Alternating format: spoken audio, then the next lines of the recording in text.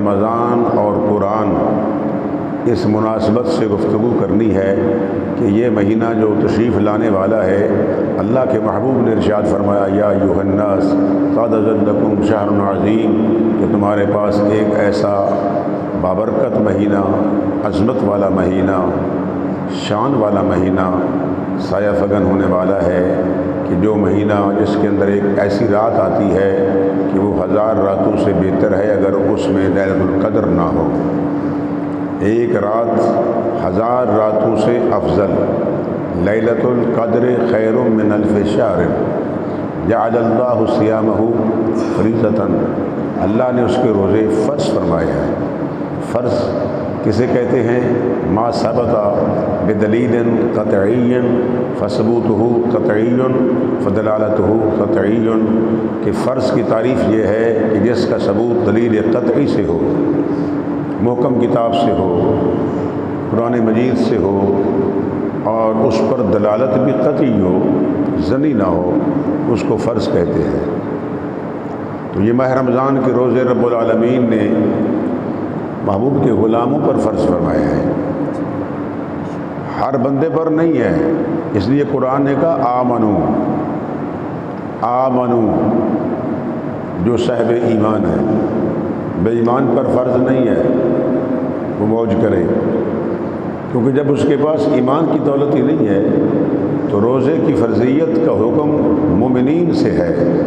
اے ایمان والو کتبہ بمعنی فرض، حالانکہ اس کتابت کا معنی ہوتا ہے لکھنا، ضبط تحریر لانا، کتاب کو لکھنا مطلقاً، کتبہ فرض فعل ماضی مجہول کے معنی میں، تو اس کا مطلب یہ ہے کہ فرض علیکم، تم پر روزے فرض ہے۔ شہر،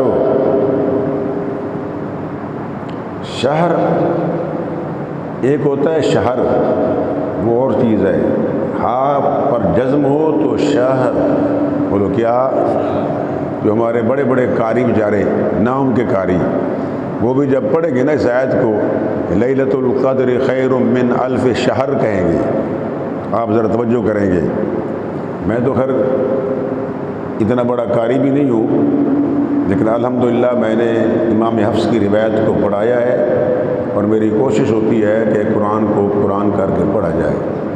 لیلۃ القدر خیر من الف شہر، ہاں پر جزم ہے، شہر نہیں، شہر رمضان، رمضان اس پر بھی زبر ہے، کیوں آئی ہے یہ پھر بتاؤں گا۔ یہ ادھر الذی، رمضان کا وہ پاک مہینہ جس کے اندر انزل فیہ القرآن، اسی مہینے میں قرآن کا نزول ہوا۔ یہ میں دائرہ درس میں یہ تحصیل حاصل ہوگا، اور بار بار اس کو رپیٹ کرنا جملے کو مناسب نہیں سمجھتا، تقریر ریکارڈ ہو رہی ہے کہ ایک ہے الانزال، ایک ہے تنزیل۔ الانزال کا مطلب ہوتا ہے یک بارگی اتارنا۔ قرآن ماہ رمضان کی 27ویں کی رات کو لوح محفوظ سے آسمان دنیا پر یک بارگی آیا ہے، لیکن رسول اللہ کی بارگاہ میں یک بارگی نہیں آیا۔ 23 برس کے عرصہ میں نجمن تھوڑا تھوڑا بقدر ضرورت رسول اللہ کی بارگاہ میں وہ قرآن آیا ہے کہ جو قرآن اللہ کے نبی رب سے پڑھ کے آئے ہیں۔ آپ کے ذہن میں یہ بات ہو کہ انبیاء کے بعد یہ کتاب آئی ہے، لہذا پہلے نہیں تھی۔ آدم کی تخلیق سے 2000 سال پہلے سورہ طٰہٰ اور یاسین کو خود رب العالمین نے اس کی تلاوت فرمائی۔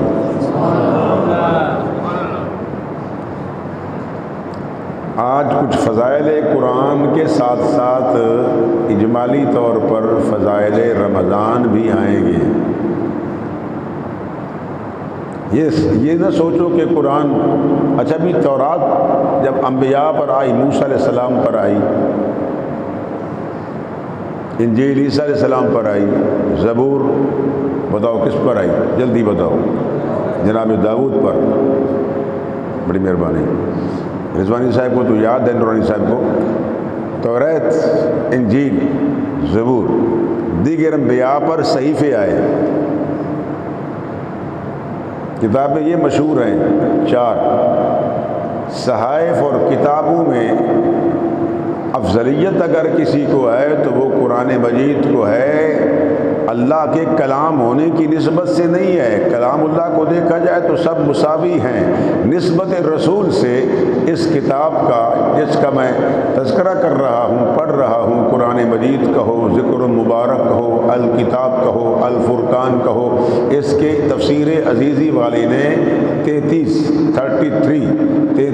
نام لکھے ہیں قرآن کے، اس میں سے ایک نام قرآن کا ذکر بھی ہے، صاد والقرآن ذی الذکر، ایک نام ہے وہذا ذکر مبارک، اس کا نام ذکر مبارک بھی ہے۔ درس قرآن اگر ہم نے بھلایا نہ ہوتا، یہ زمانہ زمانے نے نہ دکھایا ہوتا، ہم نے قرآن کو چھوڑ دیا، قرآن کا پڑھنا چھوڑ دیا، وہ معزز تھے زمانے میں مسلمان ہو کر، آج ہم خوار ہوئے تارک قرآن ہو کر۔ پہلے دور میں وہ لوگ معزز کیوں تھے؟ وہ قرآن کو پڑھتے تھے۔ اتنی بڑی بڑی ہستیاں، اگر میں ان کے نام لوں، کن ہستیوں نے خانہ کعبہ کے اندر بیٹھ کر پورا قرآن پڑھا ہے؟ کتنی ہستیاں کہ جنہوں نے قرآن مجید اندر جا کے زبانی پڑھا ہے، حافظ قرآن تھے۔ باقی کتابیں جو ہیں وہ لکھی ہوئی آئی ہیں، یکدم نازل ہو گئی۔ قرآن پڑھا ہوا ہے، اس لیے قرآن کا معنی پڑھنے کا بھی ہے تلاوت، اور جبریل امین نبی کے سامنے پڑھتے تھے، نبی سنتے تھے، کبھی نبی پڑھتے تھے، کبھی جبریل سنتے تھے۔ ماہ رمضان میں دورہ قرآن فرمایا کرتے تھے، اس لیے حفاظ کرام علماء جو ہیں جن کو قرآن یاد ہے، وہ اسی طریقے کو پیش نظر رکھتے ہوئے وہ بھی قرآن کریم کا دورہ فرماتے ہیں، بیٹھ کر قرآن کو پڑھ لیتے ہیں، سن بھی لیا اور پڑھ بھی لیا۔ الانزال کا معنی ہے یک بارگی اتارنا، تنزیل باب تفعیل کا معنی ہے تھوڑا تھوڑا اتارنا، اس لیے نزلنا آیا ہے، انزلنا نہیں آیا، نزلناہ علی قلبک، نازل بہ الروح الامین علی قلبک، یہ قرآن نبی کے قلب پر آیا ہے۔ اگر ہم اسی قرآن کو کسی پہاڑ مضبوط پر اتار دیتے تو پہاڑ اللہ کے خوف سے ریزہ ریزہ ہو جاتا، لرأیتہ خاشعا متصدعا من خشیۃ اللہ، اگر قلب مصطفیٰ کی عظمت پہ قربان جائیے کہ نبی کے قلب پر قرآن اترا ہے۔ رسول اللہ کے قلب کا کیا کہنا، جس قلب پر قرآن اترا ہو